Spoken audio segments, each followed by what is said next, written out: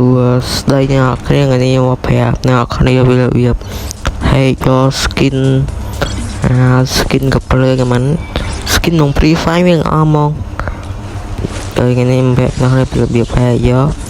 មុននឹងចូលដល់វីដេអូនេះចុច like ផងឥឡូវខ្ញុំនាំអ្នកនរគ្នាមកមើល skin កភ្លើងនេះមើលទៅ skin ក្នុង Free Fire skin អីក៏មានណាហ្នឹងហើយគឺ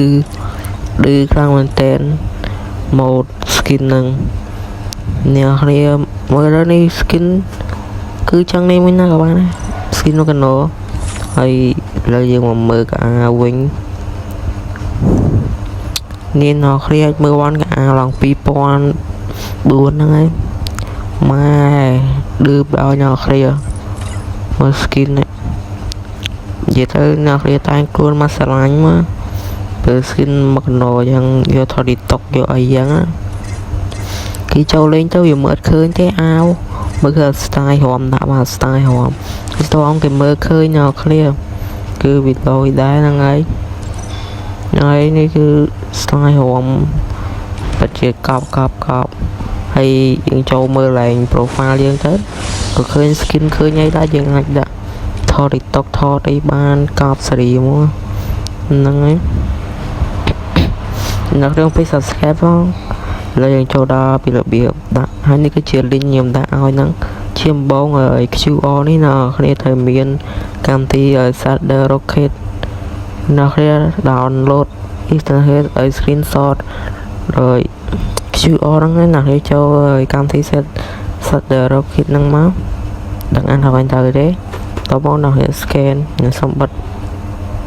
ដាក់រូបមិញហ្នឹងមកណែបន្ទាប់មកនេះវាលោតប្រទេសឥណ្ឌាមកណាចុចមកចុចឡើង proxy នេះអូខេបន្ទាប់មកអាឡែងនេះម្ដងឡើងគេយក key យកទៅដាក់អាឡែងក្នុង account យើងចាំមើលទៅណានេះធ្វើចាខ្ញុំទៅធ្វើមួយទៅណានេះមើលតន់មិនអាចសារមើលបានបើខ្ញុំរៀនទៅវាលឿនឬក៏យឺតអីណាហ្នឹងហើយនេះ copy ហើយសម្រាប់ Android ក៏ធ្វើបានដែរតែខ្ញុំអត់ទាន់ចេញវីដេអូ Android បើសិនជាអ្នកគ្នាចង់បាន Android ហ្នឹងខ្ញុំចេញវីដេអូឥឡូវយើងចូលមកយើងឲ្យ copy ID game យើងមក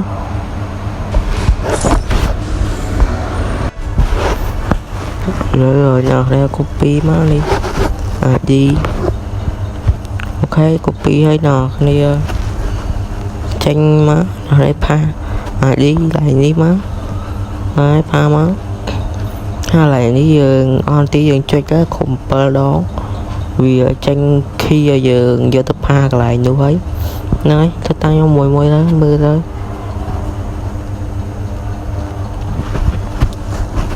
like subscribe ខ្ញុំអ្នកមួយផងណាគ្នានេះណាគ្នាបាន key អីណាគ្នា copy key មកតបមកណាគ្នាចូល game វិញណាគ្នាយកមកដាក់កន្លែងនេះ game ហ្នឹងហើយ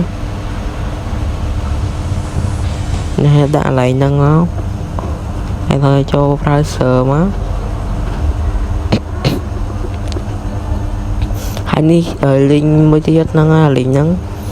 ណាគ្នាមើលតាំងខ្ញុំទៅណាគ្នាចុចហើយចូល setting មកស៊ីនទូរស័ព្ទហើយ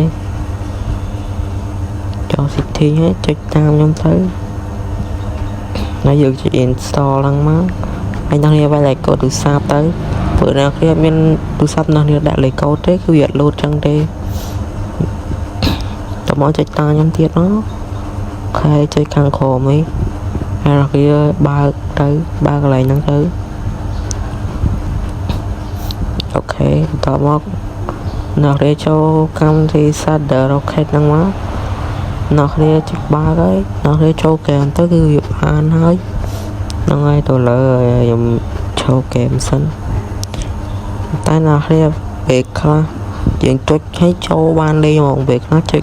ទៅវានៅចុចពីរដងវាចូលលេងបានហ្នឹងហើយគឺវាអញ្ចឹងទៅលើយើងចូលហ្គេមមកអូខេចាំវាដាសិន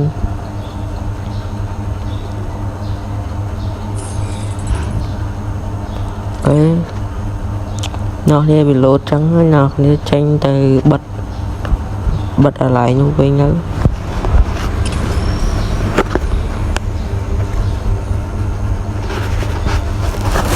vẫn nào thì check tới tình đi vì châu lên và nói năng ấy nào thì mới tam mang tới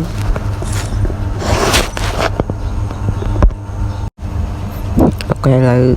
châu bà ấy đây nhưng mà review ở nào thì mới ta bị đã bán miền ấy khá miền ai khá cứ em khá mình tên ơi một năm phải xuất trên nào khá úp mà trăng lên chết nào thì từ đi tới khi nào thì từ tới cúp biệt đi nó đã sao mới hay yêu khi nhưng mà cho khi mới vô đã là không mới về ban đây mà sao thì đấy năng lực trên nào hơi trăng lên mà sao tiếp đi nó đi mua skin áo mà nó thì tay luôn này mắn tay luôn đã đi tục thò skin này mắn đi áo qua đây chẳng mà ấy còn biết này năng ấy toán tranh còn biết này ngọt cái 18/4 đây lợi nhầm bụng bây giờ đi mới dần nhầm mất châu này chơi nhầm anh nó thì mới tới lợi nhầm xâm bà châu này sao đấy